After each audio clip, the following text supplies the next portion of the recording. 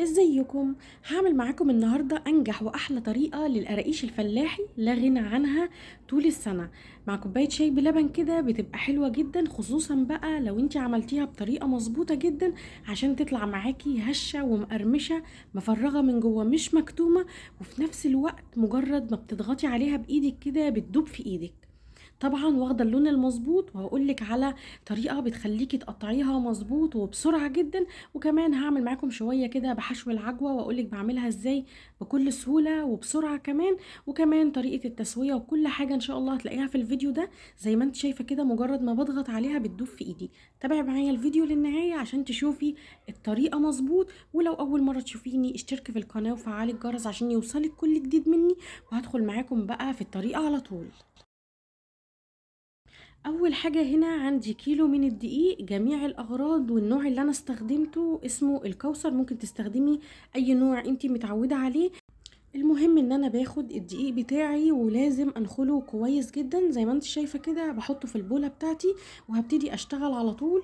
وكل المكونات اللي انا هقولك عليها هسيبها لك ان شاء الله في اول تعليق مثبت. هبتدي انزل على الدقيق بتاعي بكيسين كده من الخميرة الفورية، وتأكدي من تاريخ الصلاحية اللي بيبقى مكتوب على الكيس من ورا، او معلقتين كبار من الخميرة الفورية. كل كيس من دول بمقدار معلقة كبيرة، فحطيت كيسين كده. ولو هتعملي نص كيلو بياخد كيس واحد بس من الخميرة الفورية.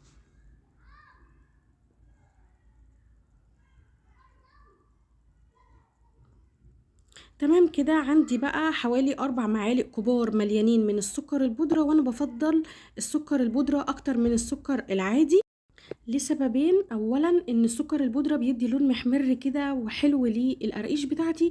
تاني حاجه ان هو بيدوب بسرعه في قلب العجينه، لان القراقيش ما بتحتاجش وقت طويل في العجن. وابتديت احط معلقتين كبار كده من السمسم المتحمص، انا جايباه متحمص جاهز. لو عندك سمسم لونه ابيض بتاخدي معلقتين كبار على نار هاديه كده في قلب طاسه، وبتقعدي تقلبي فيه لغايه ما ياخد اللون اللي انت شايفاه ده، وتبتدي تضيفيه على الدقيق. حطيت نص معلقه صغيره من الملح، وبعدين هبتدي احط معلقة صغيرة ممسوحة من ريحة الكحك او المحلب.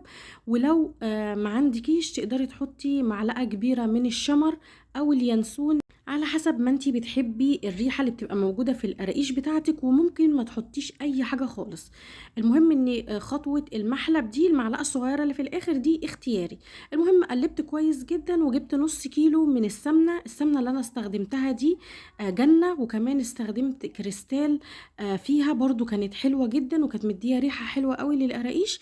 فانا خدتها من العلبة زي ما هي كده، ولا سيحتها على النار ولا سخنتها، لان كميه القراقيش اللي عندي مش كبيره. لو انتي هتعملي كميه كبيره من القراقيش سخني السمنه شويه على النار. وبعدين قلبت بالمعلقه كويس جدا كده، وهبتدي بقى اهم مرحله اللي بتطلع معاكي القراقيش مظبوطه جدا. ببتدي اخد القراقيش على كف ايدي كده، وبايدي التانية وببتدي ابسها زي ما احنا بنبس الكحك بالظبط. والخطوه دي مهمه جدا، يعني انا بقعد اعمل كده حوالي 10 دقايق لحد ما كل المكونات اللي عندي زي ما انت شايفة كده ما يبقاش فيها دقيق خالص، وتبقى متشبعة كده بالسمنة. والخطوة دي بتدي نعومة للقراقيش بتاعتك، وكمان بتديلها هشاشة، وكمان بتخليها مفرغة من جوه. المهم ان انا فضلت اعمل كده بقى لمدة 10 دقايق بالظبط، لحد ما مسكت العجينة في ايدي كده، وبتلاقي العجينة طرية قوي ناعمة زي الغريبة كده في ايدك بالظبط، مع ان انا لسه ما حطيتش عليها اي نسبة من السوائل، مجرد ان السمنة بس اللي انا حطيتها. زي ما انت شايفة كده مجرد ما بمسك قطعة منها العجينة دايبة وسايحة خالص في ايدي. في المرحلة دي بقى هبتدي اجهز عندي مية دافية او لبن، بس انتي لو عاملة نص كيلو بس من القراقيش اعجنيها بلبن. لو عاملة اكتر من كده يعني كيلو فيما فوق ابتدي انزلي بمية دافية كده. هحتاج من كوباية الا ربع لكوباية على حسب نوع الدقيق بتاعك بياخد كمية سوائل قد ايه. المهم ان انا عندي كوباية من المية الدافية، ببتدي انزل بالمية تدريجيا. نزلت الاول بنص كوباية، وبعدين ربع كوباية وربع كوباية، هي خدت مني كوباية بالظبط الا حاجات بسيطة. وطبعًا أنا بالِم العجينة بس، عجينة القراقيش مش بتتعجن عشان ما تعملش عرق معاكِ.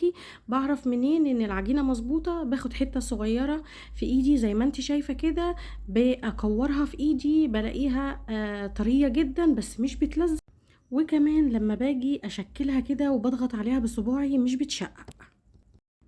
غطيت بقى العجينة عندي وسبتها تخمر، ضروري قوي ان يتضاعف حجمها. هي خدت حوالي ساعة الا ربع. اول لما تضاعف حجمها هبتدي دلوقتي اشتغل فيها. ليه بقولك ان هي تخمر كويس جدا؟ لان انا ما بخمرهاش تخميرة تانية، هي التخميرة دي لازم تاخد حقها، لاني بعد كده لما بشكل القراقيش بتاعتي يدوب من دقيقتين ل5 دقايق وببتدي ادخلها الفرن على طول. المهم خدت جزء كده من العجينة بتاعتي على الرخامة، وهقولك على اسهل طريقة تشكلي بيها القراقيش بتاعتك وتطلع معاكي كمان مظبوطه جدا. انا خدت قطعه كده على الرخامه من غير ما ادهن الرخامه او احط عليها دقيق او اي حاجه. هبتدي افرد العجينه بتاعتي كويس جدا، يعني بسمك 1 سنتي، او على حسب ما انت بتحبي القراقيش عاليه او سمكها رفيع زي ما انت بتحبي، بس السمك اللي انا هوريهولك ده اظبط سمك ليها. المهم بعد ما فردتها كويس هبتدي اقطعها بسكينه او بالقطاعة بتاعة البيتزا كده، شكل مستطيل او مربع زي ما انت عايزة. وبعدين هبتدي اخدها بالطول نصين. انا هعمل القطعة دي قدامكم طويلة شوية وكبيرة شوية، وهحطها في صاج لوحدها، وهوريكي باقي الكمية برضو هعملها صغيرة. خدي بالك ان الشكل اللي انتي بتقطعي بيه العجينة هو اللي هيطلع معايا بعد التسوية، لان انا ما بسيبهاش تخمر مرة كمان. المهم انه بالطريقة دي بتقطعي كمية كبيرة من القراقيش بسرعة جدا ومن غير كمان مجهود، وبتطلع كلها مستوية وشكل بعض زي ما انت شايفة كده، ونفس السمك اللي انت شفتيه ده. هبتدي ارصها في صينية عندي مش مدهونة اي حاجة.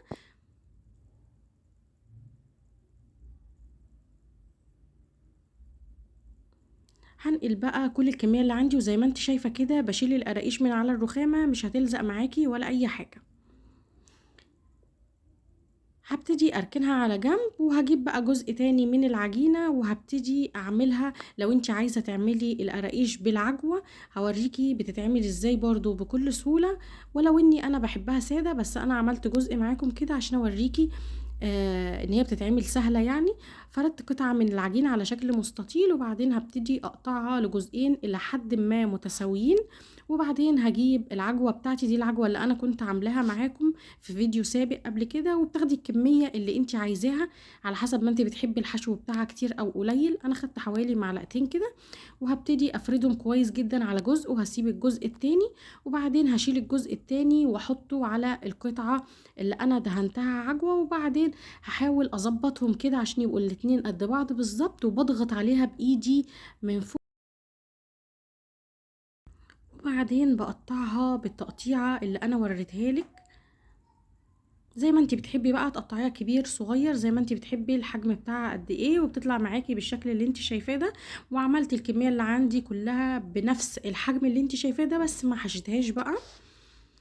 وحطيتها عندي في اكبر صاج، وحطيت على تحتيها كده ورق زبدة. وممكن زي ما انا قلتلك في الصينية اللي قبلها ما دهناش في الصينية اي حاجة. المهم دلوقتي ان انا مسخنة الفرن بقاله حوالي 10 دقايق على درجة حرارة اقل من المتوسطة. هبتدي ادخل القراقيش بتاعتي على طول، انا ما بستناش عليها غير حوالي دقيقتين 3 ولا حاجة، بعدين عقبال ما الفرن يسخن يعني.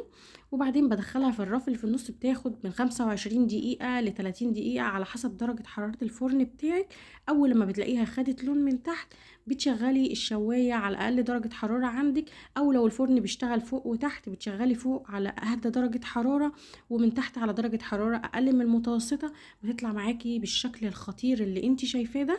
ودي اول قطعة عملتها معاكم لما انا قلتلك انا عاملة القراقيش كبيرة شوية، وبتطلع برضو يعني في ناس بتحبها الحجم اللي انت شايفاه ده، وفي ناس بتحبها الحجم اللي انا هوريهولك كمان شوية، يعني الحجم ده بتاعك انت. المهم ان انت بتسيبيها تبرد، وبعد كده بتبتدي بقى تستخدميها او تشيليها زي ما انت شايفة كده، دايبة جدا مفرغة واخدة لون محمر وحلو جدا ولون كمان متساوي. ودي الكمية التانية اللي انا عملتها، اللي على الشمال دي اللي كنت حاشياها عجوة، واللي انا ماسكاها في ايدي نفس القراقيش اللي انا كنت مقطعاها بس كنت مصغره حجمها شويه. يا رب تكونوا استفدتوا من الوصفة دي، جربوها، انا واثقة ان هي باذن الله هتعجبكم. ولو عجبكم الفيديو ما تنسوش تعملوا لي لايك وشير وسبسكرايب.